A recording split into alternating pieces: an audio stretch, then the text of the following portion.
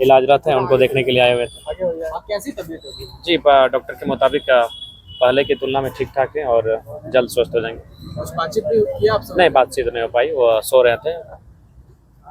आपके क्षेत्र में खिलाड़ियों के लिए क्या कुछ योजनाएं है? लेकिन सबसे पहला बात जानिए कि खिलाड़ियों को हमारे क्षेत्र में थोड़ा सा अभाव है, उसके लिए सरकार को तो अपनी ओर से पहल करनी होगी। दूसरा, विधायक होने के नाते हम तो करेंगे ही।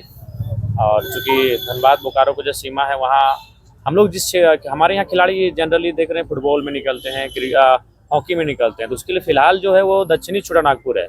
उत्तरी छोटानागपुर वहाँ क्रिकेट खेलते हैं और क्रिकेट में कोई स्कोप नहीं दिखता है राष्ट्रीय अंतर्राष्ट्रीय स्तर पर। वहाँ हम लोग गाँव देहात में खेलते हैं, हार्डली डिस्ट्रिक्ट पे आते हैं। तो अगर सरकार उन चीज़ों को प्रमोट करे, खेल का मैदान, तीरंदाजी, बहुत सारे खिलाड़ी हैं जो अन्य चीज़ों में, जिन खेलों को हम जानते नहीं है ठीक से, लेकिन वहाँ प्रोत्साहन की आवश्यकता है। उन्हें प्रोत्साहित मिलेगा तो निस्संदेह अच्छा करेंगे और हम भी सपोर्ट करेंगे।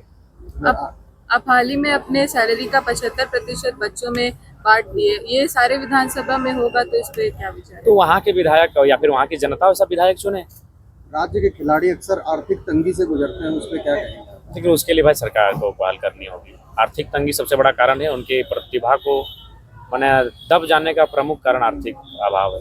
जयराम, कुछ ही महीनों में विधानसभा का मानसून सत्र शुरू मैं कोई कहेगा नाम का मानसून सत्र है। सरकार बिल्कुल बचना चाह रही है, सवालों से बचना चाह रही है, मुद्दों से बचना चाह रही है। 5 दिन का कोई सत्र होता है क्या? 365 दिन में अगर आप 65 दिन भी अगर सत्र नहीं चलाएंगे तो काहे का विधानसभा भाई? 19 दिन का बजट सत्र चला, इस बार 5 दिन का चलेगा। 19 और 5 हो गया आपका 24, और फिर आएगा ठंडा में 5 दिन का 29 दिन का। आप 1 महीना सत्र नहीं चला पा रहे हैं, वर्किंग डे नहीं कर पा रहे सत्र का, तो काहे क्या मतलब? ये नाम का सत्र है। जयराम, कई विभाग के बारे में ऐसा खबर आया कि उन्होंने बजट में जो आवंटित बजट है उसको खर्च नहीं किया, जिसमें कृषि विभाग में शामिल है। देखिए, उनमें वो लोग खर्च इसलिए नहीं कर पा रहे कि उनके पास कोई प्लानिंग नहीं है, और जिन प्लानिंग है तो उनके पास इच्छा शक्ति नहीं है, इसलिए वो खर्च नहीं कर पा रहे। इच्छा शक्ति होनी चाहिए, सेवा भाव होना चाहिए। सेवा भाव नहीं है।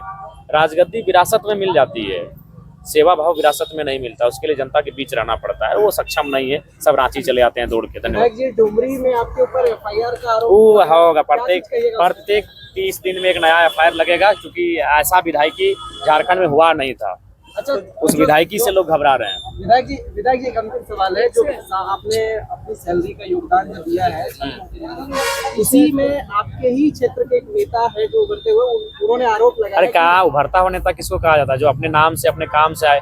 विरासत में जो आ रहे हैं आप, अगर तो उनको उभरते हुए नेता ना कहिए, उनको कहिए विरासत में राजगद्दी को संभालने के लिए आएंगे।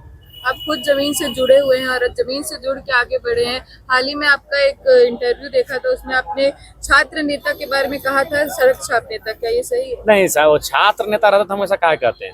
वो किसी पार्टी परियोजन के लिए वो काम करता है, उसका काम ही टास्क ही दिया गया है हम लोगों के खिलाफ जाके बकर करना, तो लोग कितना सम्मान दे पाएंगे? हम नेता उन्हीं को कहेंगे। आप हमारी आलोचना करते हैं तो हमारा प्रशंसा करने का हक दम रखिए। अगर हम सरकार की आलोचना करते हैं तो सरकार को ऐसा काम करे जिसका तो पीठ थपथपाए, तो आप रखिए, तब हम आपको नेता मानेंगे।